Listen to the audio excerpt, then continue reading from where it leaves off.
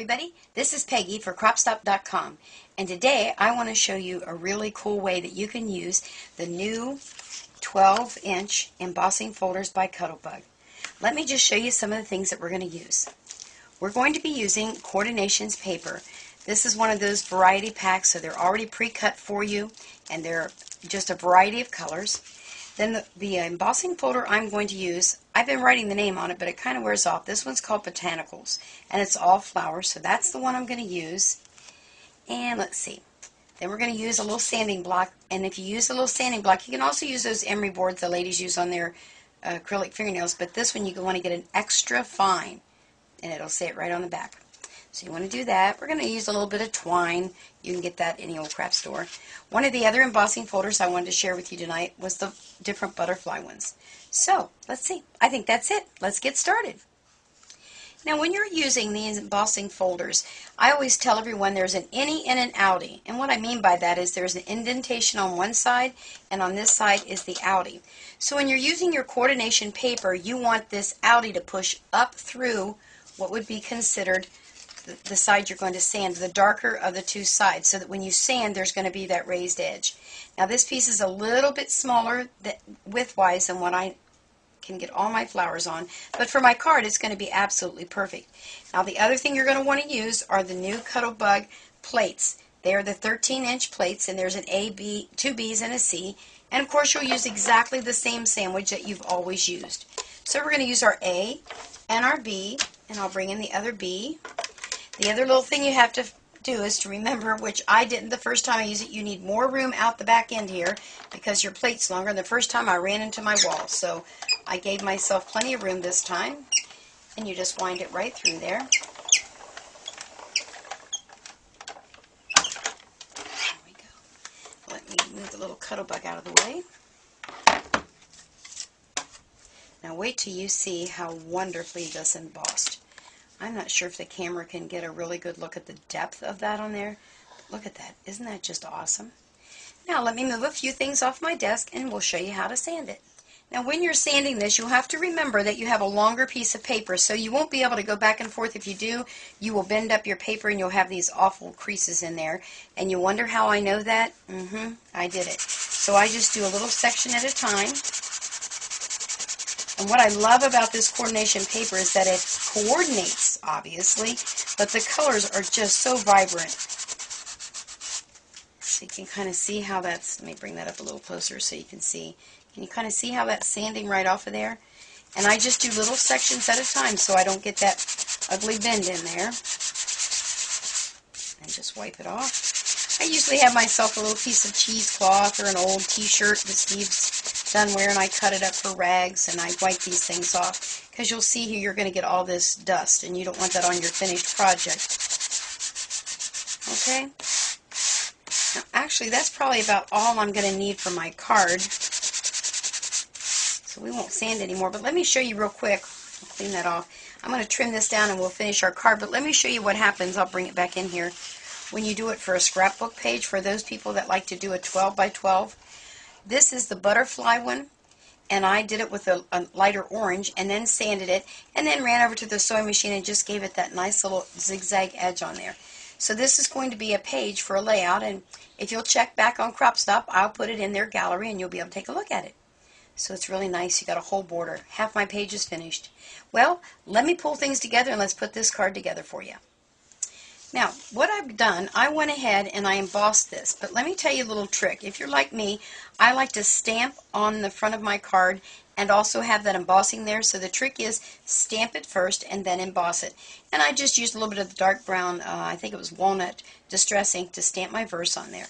And then my Swiss dots. And then all you have to do, as you'll see, I trimmed down my little piece of coordination paper so it should fit on there pretty nicely. And I forgot to tell you I was going to use my little glue glider. That works really, really good. Real easy to handle. That's what I like about it. And we're just going to stick it on there. Now another thing you could do, it's a little bit too short, let's move her down. Another thing you could do, if you were real inclined, you could go ahead and take your scissors and you could go all the way around the flowers and give yourself this nice little edged border. And then I just took a hunk of twine, Not that hunk, that's too short.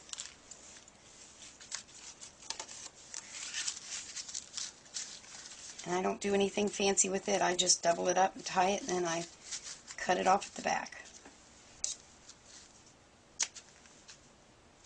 And one thing you might want to do, because sometimes it'll move on you, is I always take a little hunk of tape and tape the back there in a couple spots so it won't jiggle around when I get ready to adhere it to my card front. Throw that out of my way there. So there we are so far. Whoops. Didn't get that quite down on the corner. There we go. And you'll see I need to cut some of that off, don't I? Well. So I'm going to bring these scissors right back in there, and I'm going to trim that off. I must have had it just a smidgen too wide. Yep, I did.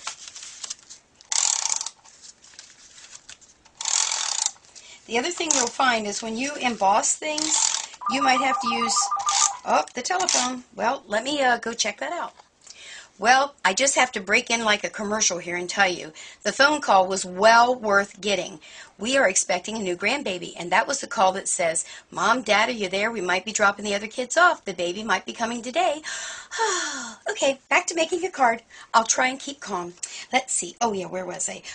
Here we go. There we are. So I'm going to put a little extra. I normally do not do that. However, as I was saying, is when you emboss, sometimes it's a little harder to get your card to stick if you don't put a lot of adhesive on there.